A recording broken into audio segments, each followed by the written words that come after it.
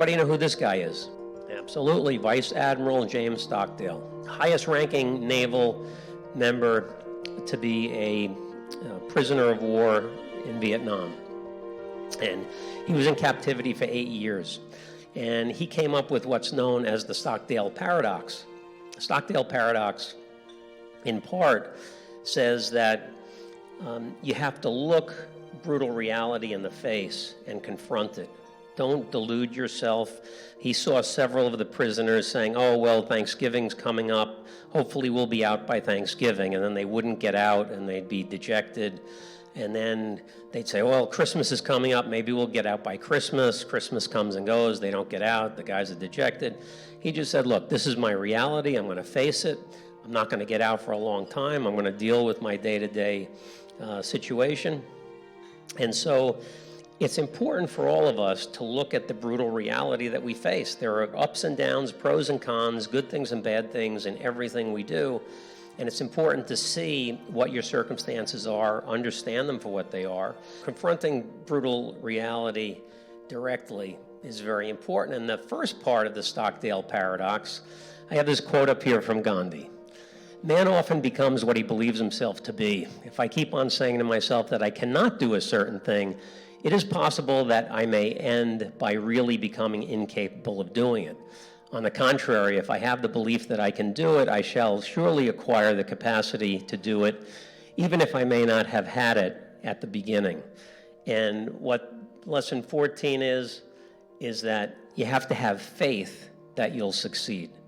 I mean, it's one of the things I mentioned earlier was that when Paul and I started Massey Knakal in '88, I was 26, he was 28, and I often say if we knew then what we know now, we never would have started the business because we didn't realize what we were getting. We had faith that we would succeed, but we had blind ambition. We really didn't know enough to know what we were doing. We just luckily started the business, and then luckily it worked out. But you do have to have faith, not blind faith. You have to look at all your circumstances, but you have to really be convicted and know that you're going to succeed and do everything you can to be there. But a positive attitude is tremendously beneficial.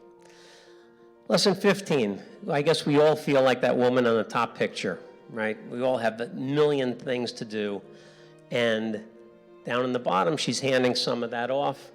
Lesson 15, you have to be willing to delegate. I remember for the first 12, 13, 14 years I was brokering, I was acting independently, operating independently. And I remember when I hired my first associate, and I have several of my associates here at the table here and in the back, and now my team is significantly larger than it was, but I remember hiring my first associate, and the first thing I asked him to do was stuff a mailing. This was before the email days.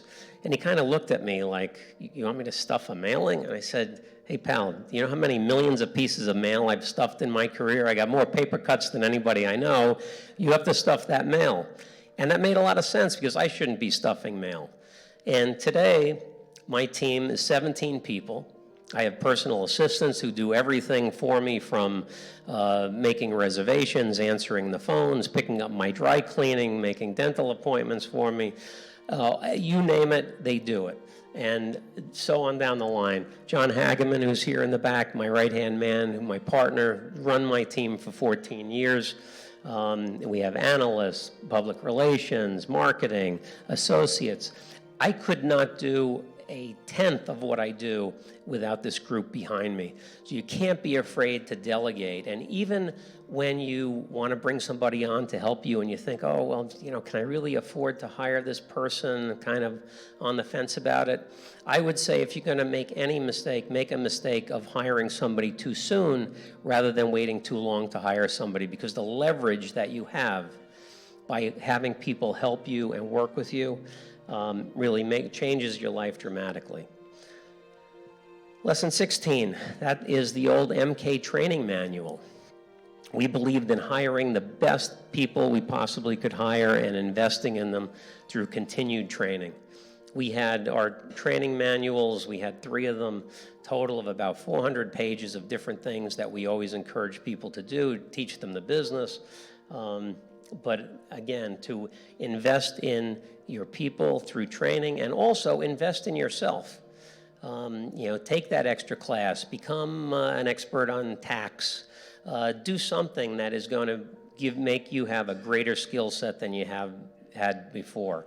So that's the company providing training, but in addition, provide training and personal growth to yourself. Number 17, this you definitely cannot read. I don't think I could read it, but this was our company mission statement and our core values. The core values at Massey Knakal were passion, integrity, excellence, and responsibility. Passion to love what you do, integrity to communicate honestly and directly with the folks that we were dealing with, excellence, having a driving desire to be excellent in every phase of your life, and responsibility to your family, to your coworkers, and to the community in which you live. And the reason that we wrote those down and let every one of our employees know that those were our values was that it's very important to clearly convey what your core values, your core beliefs are. What do you stand for? What do you believe in? And when people feel like they're part of something that stands for something, you understand what the values are, it makes them feel much more like they're part of something that they're really excited about. And I think that's a tremendous aspect to any organization. Lesson 18, famous British novelist, Edward Morgan Foster, said, "One person with passion is better than 40 people merely interested." And every semester I mentor a Wharton student, and I always tell them, look, expose yourself to as many things as you possibly can. Try to find out what it is that really, really drives you, that you're really passionate about. Don't take a job because you think you're going to make a lot of money. If you're passionate about something, you'll work really hard at it.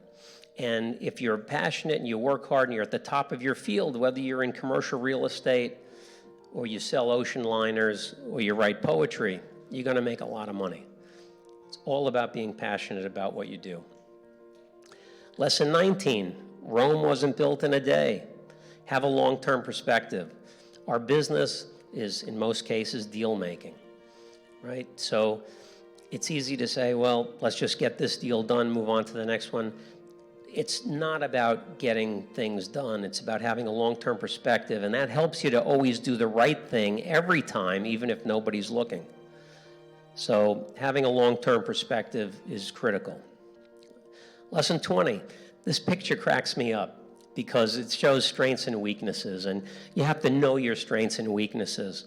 But your weaknesses should be 3 or 4 times as long as your strengths. And if they're not, you're probably not really being accurate about what your strengths and weaknesses are. But it's important to know what they are and then to work on your weaknesses, try to get better at them. And then with your strengths, try to make those strengths even stronger.